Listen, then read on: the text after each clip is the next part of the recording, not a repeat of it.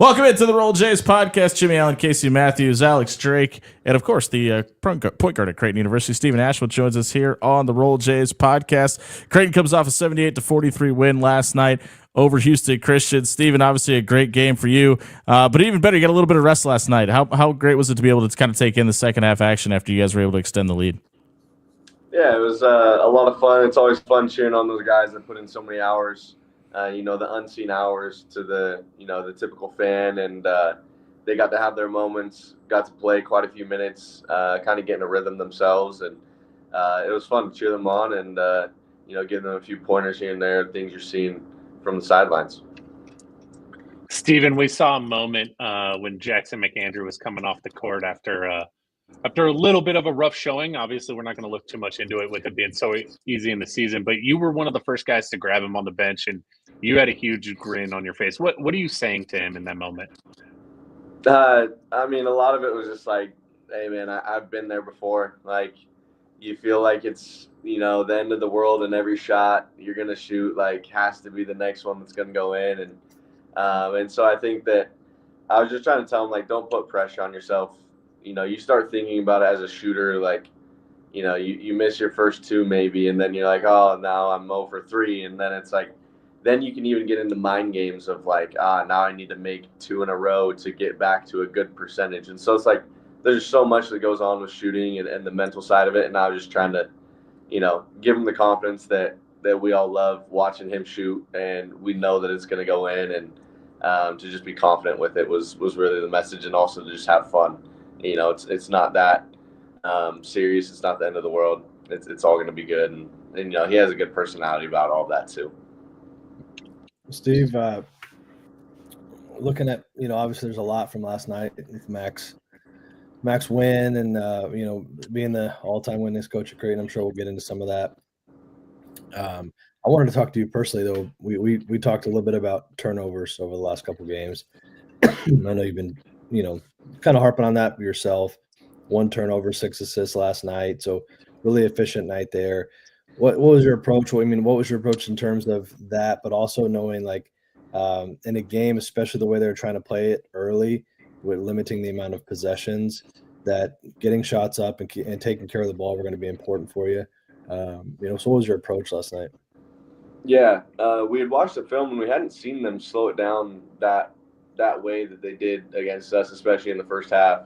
And so you try to get the feel of the game. You try to understand how the pace is going to be. And obviously our pace is wanting to go as fast as we possibly can. And they wanted to slow it down as much as they could. And so every possession matters that much more.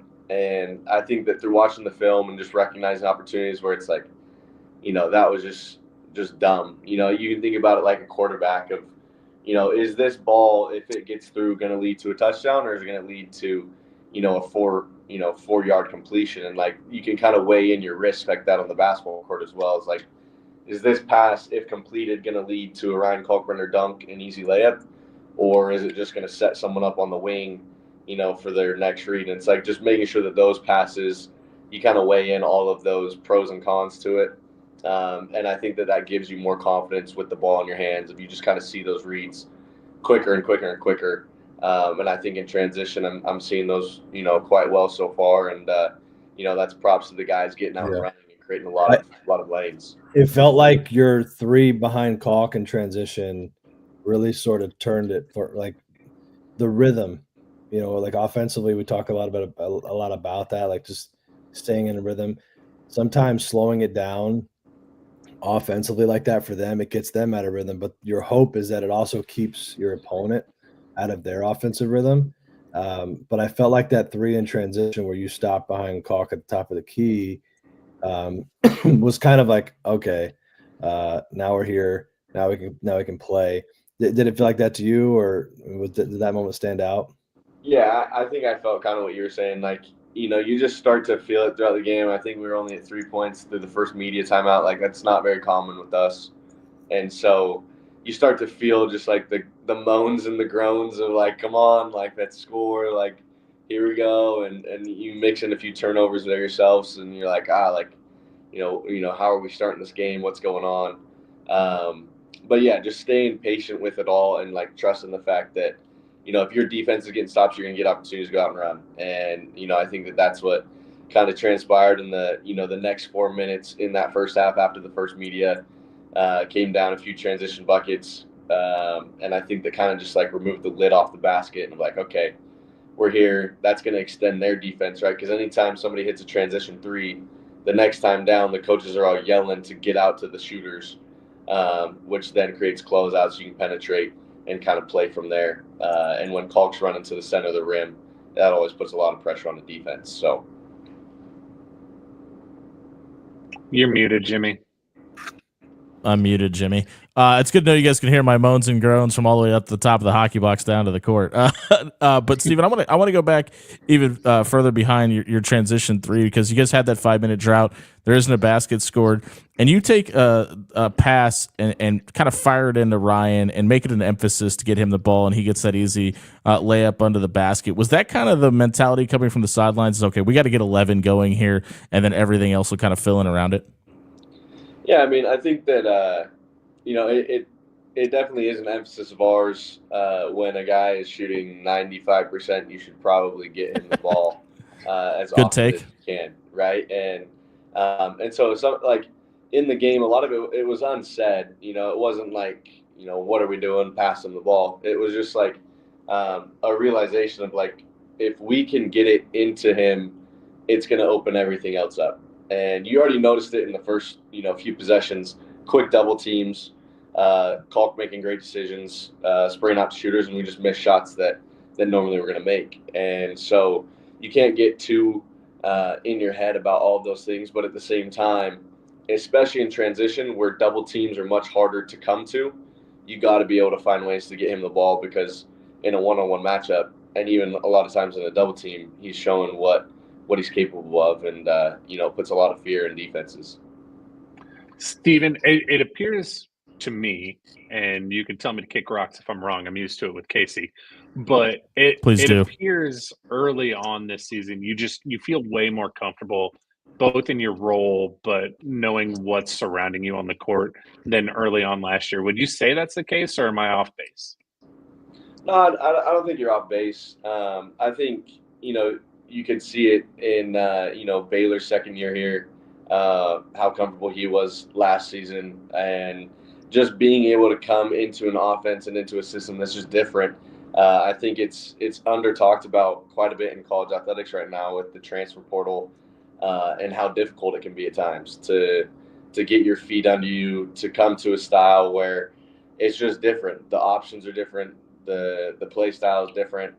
And you got to figure it out. And so, last year playing with, Trey and Baylor and Colt, coming into the fact that, that's a three-headed monster that is capable of so much on its own, and then trying to fit, my own style into that, of saying, okay, where can I, add something to now where, I feel like this season has been, a great off season for myself of just getting more familiar with everything, more familiar even with the coaching staff, so that when they communicate things to me, I can understand better what they're seeing and what they're saying, and what we're trying to accomplish on different plays, different actions. And I think as a point guard, like that's what's made me successful throughout my career, is the IQ plays and the understanding of the game, and trying to be one or two steps ahead of the defense, and then putting my guys in position to be successful. And I think that through the first 3 games, I've been doing a pretty good job of executing that. And so just continuing to watch the film and make sure that I do that more and more. Do you think that obviously the big fella has been dominant, right? But as I watch, and I text a lot with guys during the game, a lot of his shots have been so easy, right? And just thinking back to his career, I've been here for a bit, like it feels like you guys are getting him the ball right underneath the basket. And some of that's on him in his post position, and it hasn't always been great over his career. Has that been a point of emphasis for you guys in the offseason, and for him, like just get underneath the rim and post rather than posting, 7-10 feet out? Yeah, I think that, he's put on even, more muscle this offseason again, and has a great body for the physicality that it requires to be dominant down there. And I think that we have a lot of plays where, his drops, and it's just recognizing, okay, I have this space here under the block. Don't continue to go catch it to 12 feet. Like, just stop here.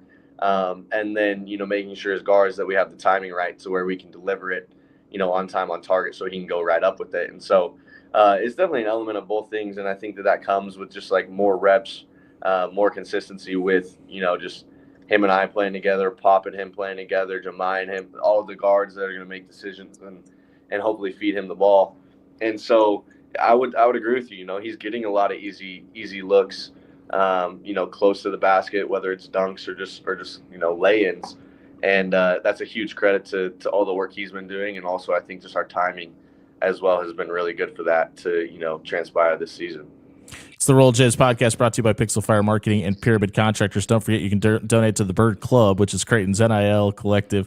Scan the QR code in your top right corner, and all proceeds will go to Creighton Athletics, as well as benefiting this podcast. Despite popular belief, it is called the Bird Club, the NIL collective of Creighton. Make a donation today to benefit your favorite student athletes. Steven, I want to talk about the team aspect of it, because Mac talked about it in the preseason. We talked about this last night on the post game about this team becoming a true team. And when you add guys like Jemiah to the equation into that starting five, last night early there was those couple of possessions where Ryan just got missed by Jemiah on two separate passes. How much of that conversation is translating into practice where it's like, hey, we had these issues early in games where there are timing problems, and how do we get that fixed? Yeah, I mean, some of it is just like me last year, just trying to find the situations where, you're making reads and decisions happen super, super fast. And it sometimes from, the bird's eye view, it can be as clear as day. But when you start getting defenders in your way and hands everywhere, it's not as clear. And so part of it's just recognizing, okay, hey, that was an opportunity where when I drove this way, I drew two defenders, and this was where they came from. And sometimes it just takes watching it on film to see it for yourself.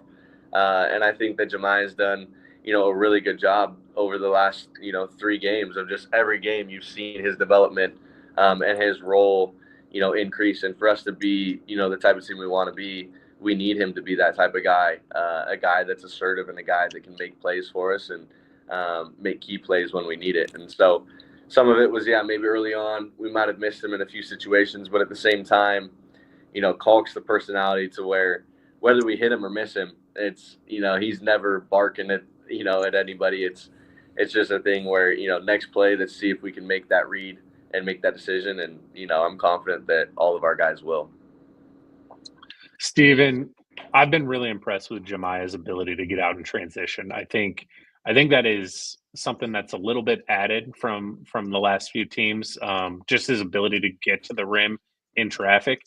Is that something that, as he continues to put it more on film, you're looking forward to because it'll create more shots for everybody else? Yeah, absolutely. I think that you're absolutely right when it comes to the fact that he's elite in transition, and there's a reason why whenever I see him up the floor, I try to get it to him because I know that something good's typically going to happen for our offense and for our team. And so I think the more and more he puts pressure on the rim, the more teams are going to recognize that they're going to have to send more than just one guy back to protect the basket. It's going to be 1, 2, sometimes 3. And then it's just going to come down to Jemiah seeing that, recognizing that, and then making the reads, whether it's still get to the basket and finish, or whether it's, draw those guys and find shooters or Kalk coming down the lane himself. And so it's going to be fun to see that develop over the season. And I'm looking forward to it as you are. Go ahead. Sorry, Casey. No, go ahead. Is it more of an emphasis this year in transition to attack the rim than last year to an extent, instead of getting to spots and spotting up around Kalk? Yeah, it's when we talk about transition, a lot of it's just running and then finding opportunity.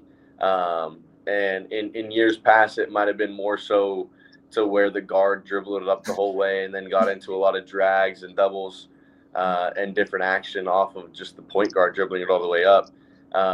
But I think also with my play style, with me being less of a get downhill and get to the rim type of point guard and more of a shooter, if I can kick it ahead, similar to, I watch a lot of Steph Curry videos, and, that's what Steph is so great at, is he kicks it ahead and then he gets lost in transition. And that's where he gets a lot of his catch and shoot threes.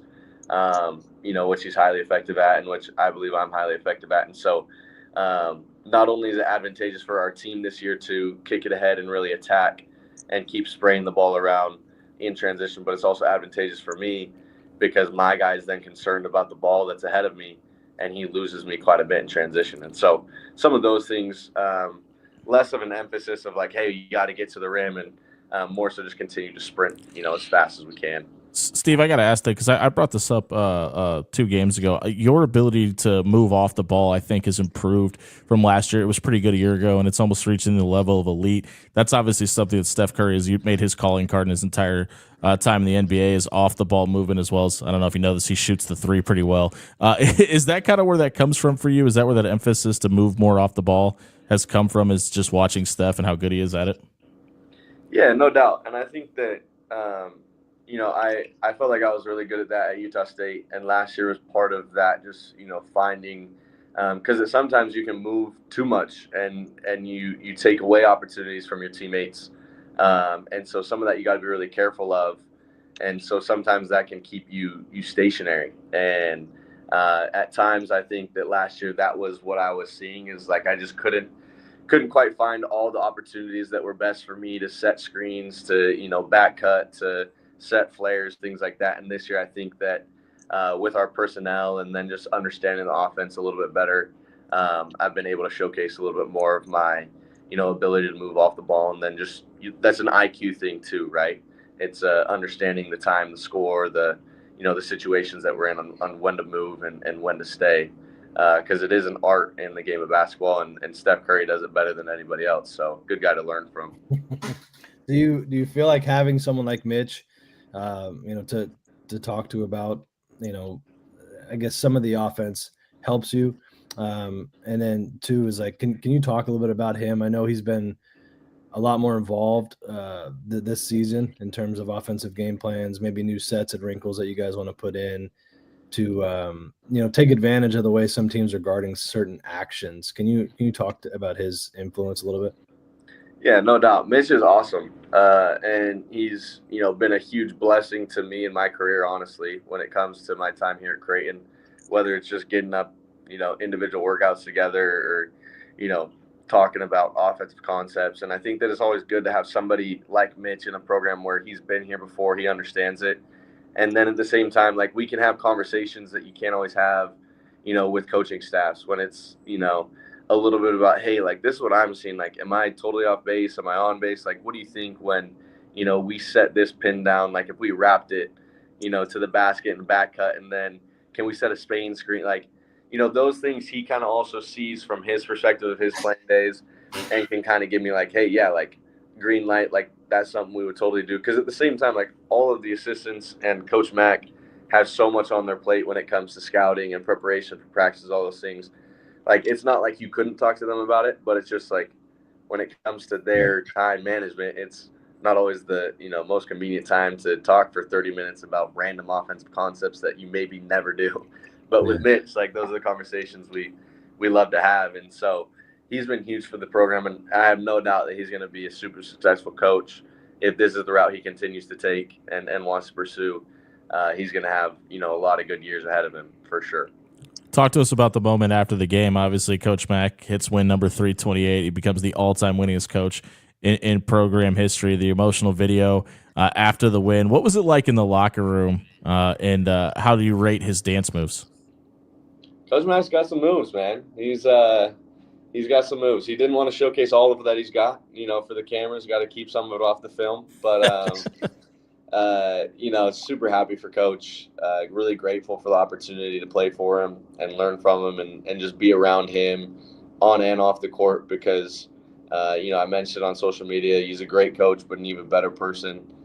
Really cares about you as an individual, you and your family. He's always asking about Peyton and Tommy, how they're doing, and the rest of the family. And so it was special to be a part of a night like last night because there's obviously so many wins and so many people that go into, affecting the success that he's had here at Creighton specifically.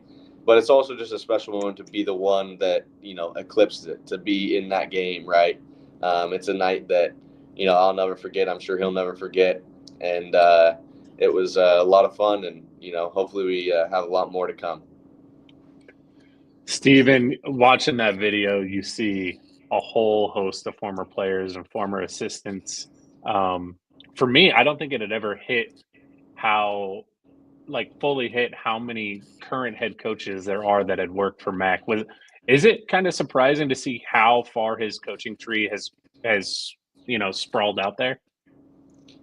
I mean, honestly, I wasn't that surprised. I obviously was in the know because of just the coaching carousel, and in college athletics right now, I keep up with it quite a bit, so I know where his coaching tree is and how wide it is. But it doesn't surprise me because of the way that he runs this team and this program. He gives a lot of freedom to his staff, to do drills, to run practices in a way that when they have their time, it's their time, and they're really coaching it. And Coach Mack gives them that freedom to grow and to learn as coaches as well. And so when it's their turn to, advance in this industry and get their head coaching gig, they're really successful. And I think it's in large part because of the opportunities Coach Mack gives his assistants to really be successful while they're here. And so not surprised, but it's definitely something super cool to see. Yeah, it was always neat to see summertime. Mac, everybody knows he loves to golf, so he likes to get out and golf. But I think he's very strategic about giving his assistants the opportunity to coach the team without him in the building, because you always have that tendency to look over your shoulder, like, what's my boss think? And so it's always neat to see him give those guys an opportunity, especially like after the season, those workouts, beginning of summer, some of those workouts. And then I think too, is it keeps you from hearing his voice all the time. And so whenever he is in the gym, it's more impactful. And I think, and we've talked about it, he's real strategic about that. And I think it's really helped develop guys like Al Huss to be able to be where he is and having the success that he is. So let's look forward to Kansas City. What do you what do you see on film? What are you expecting from them? How do you expect to play us? Yeah, I mean, they got some dynamic guards. I believe they're picked preseason to win the Summit League. So obviously in a league like that, you got to have a lot of talent, and some good pieces together. And so I haven't actually watched too much of the film yet. Late game last night. Just got done with the lift today. And so we'll actually have film before practice, and I'll have a better idea of what we're up against and what they like to do offensively, defensively, and just try to see what our game plan is from there and then go out and execute. But it's going to be a fun game. Saturday games are always fun. Weekend, typically get a bigger crowd. It's not a weekday school night type of thing. So looking forward to that for sure. But another opportunity to go and get better, improve the things that this team has been talking about and trying to build on our culture that we want to build. Well, Steven, we'll let you get out of here. We know you got to get to it, and since one of us was late today, we're a little bit behind. We know you're running a little late, so we'll let you go ahead and get out of here. Before we do, though, we got to ask you, obviously, this is your first podcast you've done with Alex since you joined the show. How do you rate his terrible suit game today? Honestly, I'm a big fan. I mean, I couldn't tell if it was like a cardigan or a suit, but it's not either. It's just a plaid shirt, Jimmy. It looked like a terrible brown suit. I apologize. Okay, I guess I'll let you off the hook. Well, I guess that his apparel game is better than your eyesight, so maybe we need a LASIK sponsor. There we go for the next podcast. Steve, we appreciate you, man. We'll catch up with you on Sunday following the UMKC game. Have a great game. We'll talk to you then. All right, thanks, guys. Take care. Obviously, we're going to talk a little bit about the Mac situation last night and everything that happened. That video package was incredible. I thought it was awesome. And congratulations to everybody that was a part of that made that thing happen. But the fact that it began and ended with Dana Altman, I think says a lot about the respect that Coach Mack not only garners from the people that, Casey, as you pointed out, are on his coaching tree and the players that have played for him, but are just how much respect he has in the coaching community as well. Yeah, it was really neat to watch. Surprised Casey wasn't in the video though. I was too, actually. Yeah, you know what? I would have. You just had a commitment. Yeah, we'll say that. No, I would have been honored to say something publicly, but no. I mean, there's too many great people in that video already. So, I think the thing with Coach is like he just treats people the right way, and I'll never forget when I first got here. We had a function, and I brought my wife to it, and she met Coach for the first time. We're in the car on the way home, and she was like, "Man, I love that guy. He's awesome. I'm so excited." And I was like, "Really?" She's like, "Yeah, he just made me feel important." And like I was around him for like 30 seconds, and I felt like I was important. And she's like, "Not many people can do that." And I think he's just got a really special quality about him in that regard. Like, obviously, he's a great basketball coach. I think he's said it a couple times. Like, you got to have great players and you got to have great assistants to reach that level. But he's a brilliant basketball mind, and I think I've said it on the show once or twice. Like, his memory is insane, and I think that's something that a lot of people don't know is just the random stuff that he can remember from years ago and games that he was involved in, and it's like time stamped. Yeah, it really is, and it's insane. I don't even know, like, I don't even have like great examples because it just wouldn't make sense unless you were in the moment. But yeah, he remembers everything, and it's just neat. I mean, and just other things. Like, I've been around, for a bit, and I know quite a few coaches that just miss things, right? Like, they just miss milestones in their personal lives, their families, or whatever. And Mac's really big on you not doing that. Like, I remember when I first got here, Preston was here, and his son was playing high school basketball, and I came to one of the practices, and he wasn't there, and I was like, "Where's Preston?" He's like, "Guys, his son's got a game tonight, so he's at the game." And it's like, "Really? That's cool." And it's like, "Yeah, like Mac wants you to do that stuff." So it's cool, man. They're not all made like him, and I think he gets it, that like it's bigger than just hoops, and that's why he's had the success that he's had, in my opinion. Do you have Casey, any thoughts on this last night. Hold on. Okay. Do you have any thoughts on Alex's ugly brown shirt, and did you think it was a suit? I'm just glad Alex is here, and I feel like if we thanks, Casey. If we that keep makes one of us on the flannel. First off, it's plaid. The plaid, still plaid.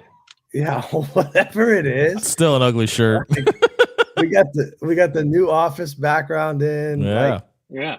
I mean, it's a good moment for us. All right, Alex, go ahead and ask your question. Casey, I said this last night on the post game, and it's not to come from like a weird place, but I think after being removed for as long as I have and watching that video last night, it brought back, just certain memories that, you kind of push away after years. Right. And I don't think fans, and I know we appreciate Mac and everything, but I don't think people really have a true appreciation for the way he manages that locker room or that staff and the camaraderie and the family environment that he generates. And I don't think you can truly appreciate it until you're a part of it. Yeah. I mean, I think that's fair. Like, college basketball has changed, and I think that's. I think Nick said it on the broadcast last night of how, like, when Mac got to Creighton, he was known for being just like a really hard-nosed, like, defensive coach. Yeah. And just grind him out games, and he got here and he had to change. And I think that's an underrated skill, is willingness to change. That's a good point. And he's changed with the times. So you have not only from the basketball standpoint to where he's playing an up-tempo style of game now, but that allows you to recruit different kinds of players that want to play here, players that are fun for us as fans to watch. But then now it's changed even again because you have the NIL landscape. And so he's adapted to that too, with things like the Bird Club, and just he's out in the community raising money for the players. And like, not every coach at his level and where he's at in his career would be willing to do that. I think you've seen some of these guys just straight up retire because they don't want to do it. And that's okay. I mean, they've done what they need to do in their careers and they're comfortable with it. But I think it's just another kind of underrated thing that we don't necessarily talk about a lot with Mac, is just he's not just the same guy that he's been his whole career. Like, he's very different from the time he started to now. And not every coach can do that and change like that. So, Yeah, he's special.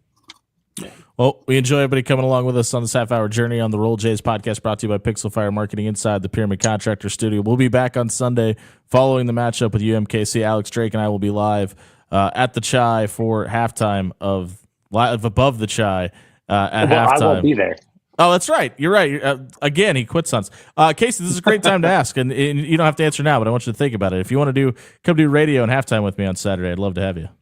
We'll see. I'm going to be at the game for sure. I'm bringing my little girls. They are pumped, so I definitely can't. I can't bail on that. But if I can find a way to do both, then yeah, let's do it. We'd love to get their takes on the Jays. we'll get them on camera.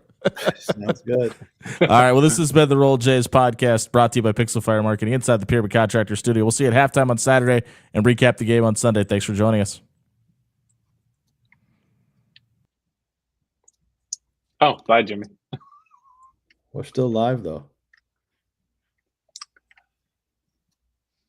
Oh, this is awkward. Okay.